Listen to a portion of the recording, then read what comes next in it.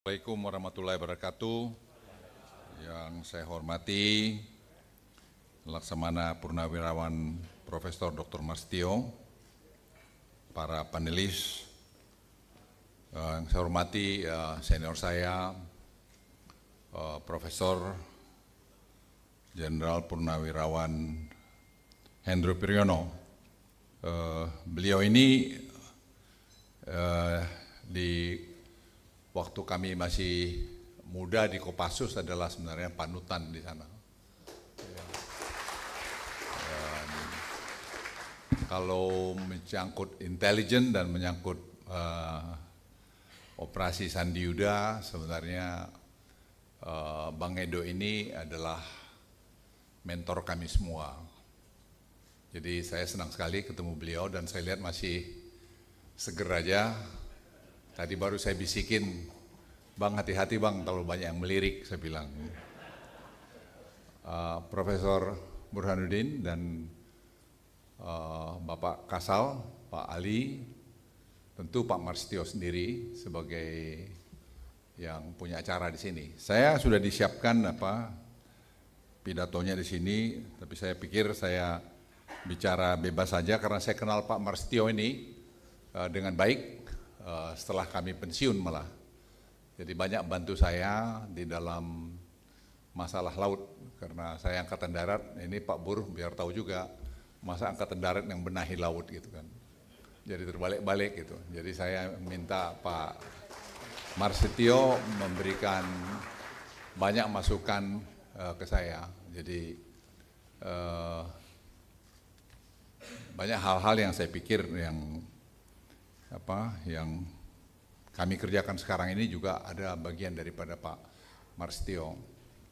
Bapak Ibu sekalian, saya Sea Power ini menurut saya bagus. Kemarin saya diskusi agak lama dengan Presiden terpilih. Ada Firman juga, saya ajak anak-anak muda selalu, Firman, ada Nando. Kita diskusi banyak sampai kepada Arctic Council. Jadi Arctic Council ini Presiden terpilih saya lihat bagaimana joint development. Intinya ya kenapa mesti berantem. Nah saya lihat Arctic Council ini tadi Pak Marstio tunjukin ke saya lagi itu anggotakan banyak negara. Nah kita kemarin diskusi seperti Anambas itu ada minyak di sana. Kenapa kita mesti berantem? Kalau kita bisa joint development kenapa tidak? Tapi kita juga punya pikiran ya jangan kau klaim-klaim lagi, biarlah tadi untuk masalah hasilnya ini kita lakukan bersama gitu. Tapi saya bilang Pak Presiden, ya lebih banyak bagian kita lah kan lebih besar kita, itu soal lain lah itu gitu. Jadi apa yang saya ingin sampaikan, Sea Power ini is very important, tapi at the end we are talking about economy. Jadi ekonomi jadi ujungnya, karena saya tidak percaya kepada penjajahan dari satu negara pada negara lain dalam era modern sekarang ini. Kita sudah lihat bagaimana Amerika masuk di Afghanistan, masuk di Irak, sekarang debt dia 35 triliun, dia punya ekonomi juga goyang. Kita jauh lebih baik, ini Pak Burhanuddin salah satu yang senior ekonom di Indonesia, paham betul itu. Ya tinggal sekarang pemerintah ini mau diapa gitu. Tadi kemarin saya juga bicara banyak dan saya lihat Presiden terpilih sangat paham sekarang karena dari waktu ke waktu di brief oleh para timnya. Dan kita diskusi memang source of revenue negara ini banyak, tidak efisien. Ya saya jelaskan mengenai Simbara, batu bara. Sekarang dampaknya penerimaan negara naik. Cortex betul dibuat oleh keuangan sekarang mulai transfer dia punya data-data kepada Cortex ini. Tapi kan Cortex ini harus apa yang diambil? Sampaikan Pak Presiden, itu KLHK misalnya. Itu kita belum punya data lengkap mengenai luasan kelapa sawit itu, siapa pemiliknya dan seterusnya. Dan belum bicara downstreamingnya.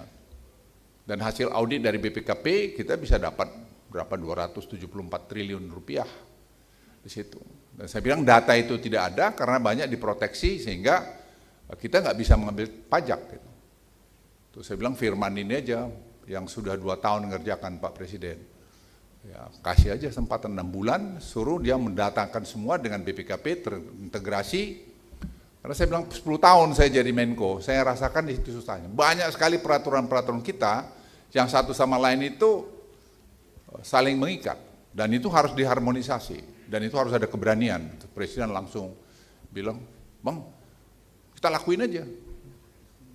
Kita lakuin aja. Saya bilang, ya kalau Presiden kasih arahan begitu, lakukan. Ini Firman, saya bilang kasih 6 bulan dia mengkolek data. Data itu nanti sumber daripada pajakan kita. Presiden Prabowo malah bilang, Man, 3 bulan ya. Saya bilang, 3 bulan. Saya tanya Firman, Man bisa nggak kamu 3 bulan? Datanya sebenarnya sudah ada. Jadi tinggal nanti saya bilang Pak Presiden, tim dari BPKP, dari Kejaksaan, ya sama-sama aja ngambil datanya itu. Kita tidak ingin memusuhin siapa-siapa. Saya bilang Pak Presiden, ya diputihkan aja. Tapi after pemutihan, dia harus comply terhadap ketentuan yang berlaku. Ya kalau tidak, ya kita sita aja. Saya bilang, Pak, dibagikan jadi milik negara ada 1,2 juta hektar lahan kelapa sawit itu yang tak jelas. Itu kalau dibayangkan, berhitung Presiden tuh ngerti betul angka. Dia bilang 5.000, dia bilang, Bang, $5,000 hektar. Jadi kalau tadi dia punya berapa tadi, Man? Dia punya berapa?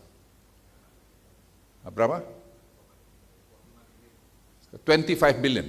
Only from the palm oil, we can collect, Bang, 25 billion US dollars. Simple Pak Bur. Jadi nggak usah jauh-jauh. Itu fakta, 2 tahun kami sudah ngerjain itu.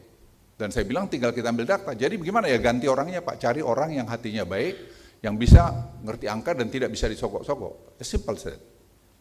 Jadi kita bikin tadi timah itu kita sudah bikin Simbara, sekarang dalam proses. Itu kemarin berapa triliun?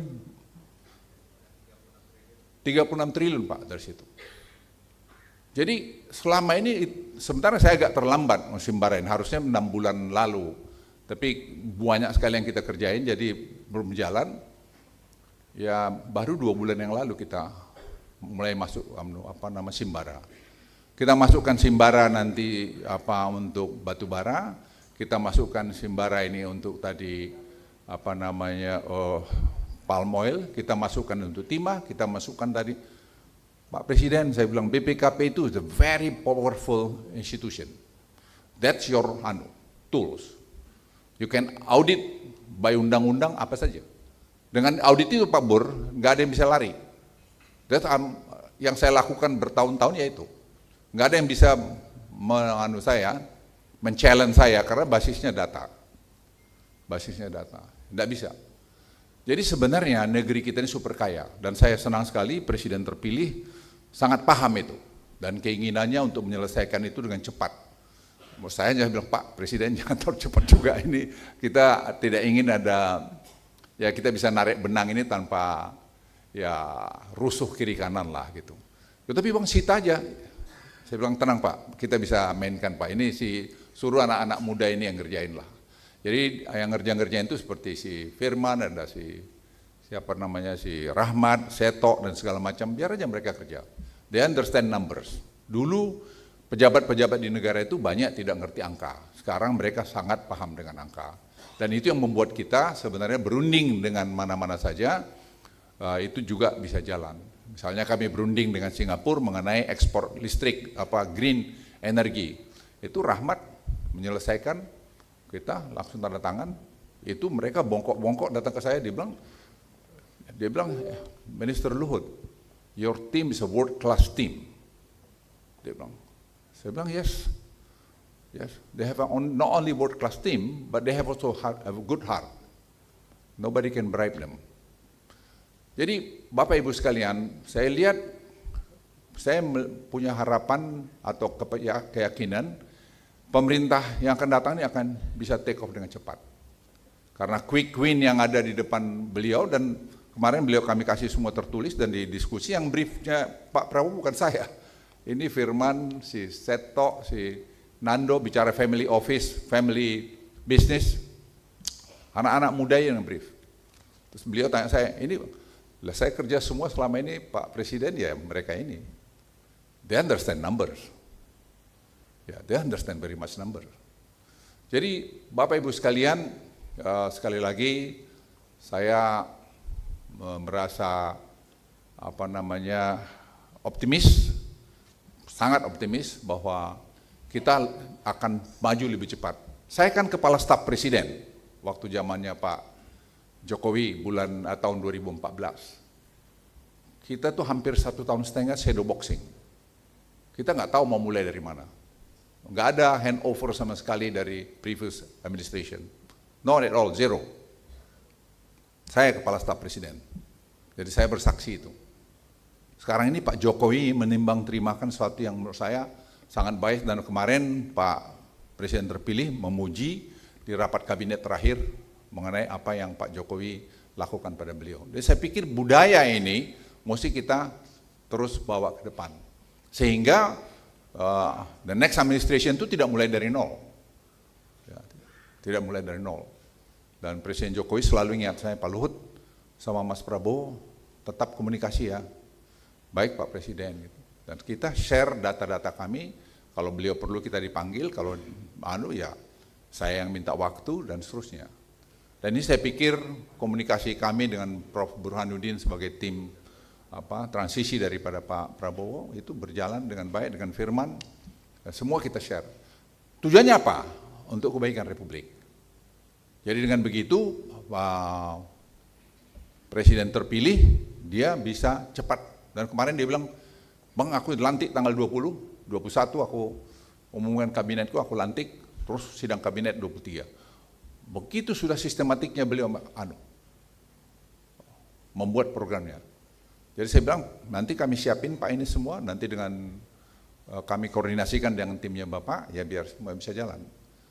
Jadi saya ingin sampaikan pada kita semua, ayo kita dukung pemerintahan akan datang, ya tentu tidak sempurna, banyak yang kurang, sama juga pemerintahan yang lalu tidak sempurna, tapi saya optimis karena saya punya pembanding waktu saya dulu Kepala Staf Presiden 2014 dengan sekarang ini, saya melihat bahwa I'm very optimistic bahwa the next administration itu akan bisa jalan lebih cepat, apalagi saya kira Pak Prabowo sangat cepat, ya saya kenal baik. Ya kami itu anak buahnya Pak Hendro Priyono sebenarnya. Pak Hendro ini mentor kami memang. Jadi kalau kami baik ya karena dia, tapi jelek ya karena kami gitu lah. Ya jadi saya kira itu dari saya. Sekali lagi buat Pak Marstio, Prof. Marstio, terima kasih. Selamat juga bukunya, menurut saya luar biasa. Anda masih sempat menuangkan pikiran-pikiran dalam Sea Power. Dan yang saya juga dengan Pak Marstio ini sebenarnya mungkin Anda tidak tahu bahwa seluruh sekarang pelabuhan di Indonesia kita sudah connect dengan digital, sudah digitalisasi. Sehingga dengan demikian kos kami Pak Bur, waktu kami dulu masuk sama Laksamana Madya temanku ini liftingku si Jonan Lenahan, Fred Lonal, dia baru nikah sih, jadi saya suka lupa dia. Ya, dia baru nikah dengan pacarnya yang lama Pak Bur, jadi pacar yang lama, jadi sudah setua istri kami juga. Jadi dibikin joke di kantor, karena kalau kami tentara suka joke-nya lucu-lucu. Dia bilang sama saya, dia bilang, Pak Luhut, itu siapa si Fred Lonal mau pengen punya anak, jadi pengen ketemu dokter yang bikin anak. Hah? Kan istrinya udah 70 tahun, saya bilang. Jadi rupanya si Lonal Fred Lonal pengen punya anak juga. Jadi Bapak Ibu sekalian, sekali lagi selamat buat Mas Marstio. Dulu di Batam kami canangkan untuk menurunkan kos daripada operasi di laut, di pelabuhan. Kita harus bisa bersaing dengan di Singapura dan juga Tanjung Pelepah. Sekarang saya kira kita sudah 16%, dulu sampai 23%. Jadi saya kira dalam overtime, dalam 4-5 tahun terakhir ini sudah, dan kami dengan Menteri Keuangan janji akan pergi ke Batam lagi untuk mengumumkan bahwa semua pelabuhan kita sekarang sudah terkoneksi dengan AI. Jadi nanti bulan September kita akan launching GovTech, Government Technology, dan semua nanti simbara-simbaranya akan masuk di GovTech. Itu saya kira akan membuat cost kita akan lebih bagus, akan menurunkan korupsi dengan cukup signifikan. Karena tidak ada lagi pertemuan-pertemuan muka dan semua harus dilakukan melalui AI saja. Jadi saya kira teknologi itu akan banyak menyelesaikan masalah. Karena pada dasarnya manusia itu suka maling juga, ya, suka nakal juga. Jadi yang menghambatnya ya pakai agama, pakai undang-undang, peraturan. Tapi itu gak cukup, ya kita bikin teknologi. Jadi dengan teknologi sekarang, ya saya tuh kurang percaya sih sebenarnya. Mungkin Bang Edo ini sama juga sama saya.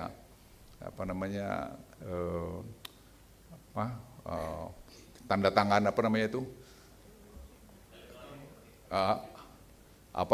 komitmen ada istilah kita kalau tak melantik orang tanda tangan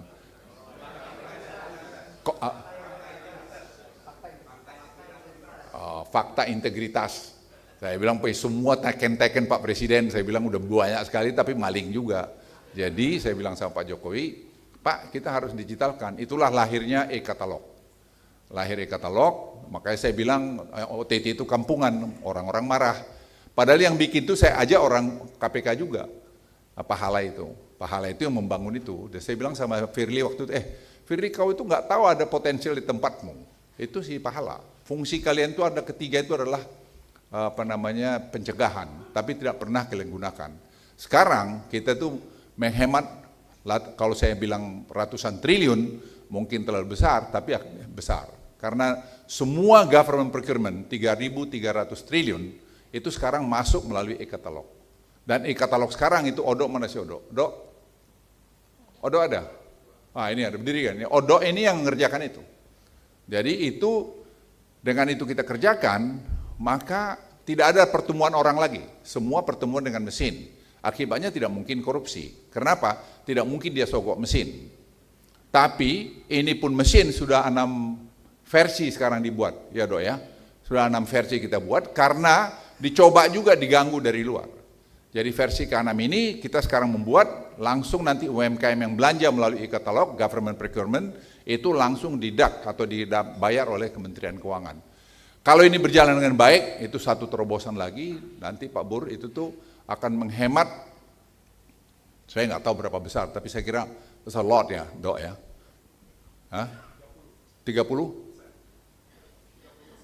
30%. Jadi Anda bisa bayangin kalau kita punya government procurement itu 3.300 triliun, 30% itu kita bisa hemat dan itu membangun industri-industri dalam negeri kita. Jadi Bapak Ibu sekalian, banyak orang tidak paham seperti ini. Dan Pak Prabowo saya lihat kemarin, Bang kita terus kembangin, terusin itu. Dan itu yang saya senang sekali karena beliau mau mendengar dan beliau cepat melihat bahwa itu peluang untuk membawa Indonesia